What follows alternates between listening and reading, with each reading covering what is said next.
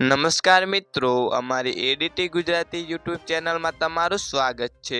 તો જી હા મિત્રો, ક્યાં અને કેવી રીતે ત્રાટકશે વાવાઝોડું? ગુજરાતના આ જિલ્લાઓમાં આવશે ધોમધાર વરસાદ। તો જી હા મિત્રો, મળતી માહિતી અનુસાર મિત્રો આપણે જણાવતા હવામાન વિભાગની આગાહી કહે છે કે ભારે પવન, વીજળીના કડાકા સાથે વરસાદ આવશે।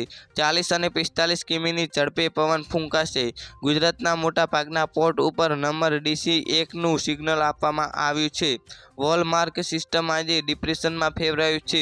આજે ધીમે મૂવમેન્ટ કોંકણથી પૂર્વીય દિશામાં ગતિમાન કરશે। તો જી હા મિત્રો, દક્ષિણ ગુજરાત અને સૌરાષ્ટ્રમાં ભારે વરસાદની આગાહી છે। રાજકોટ, ગીર સોમનાથ, દીવ, અરવલ્લી, સુરત, નવસારી, વલસાડ, ભરૂચ, ડાંગ, દમણ અને દાદરા નગર હવેલીમાં ભારે વરસાદ આવશે।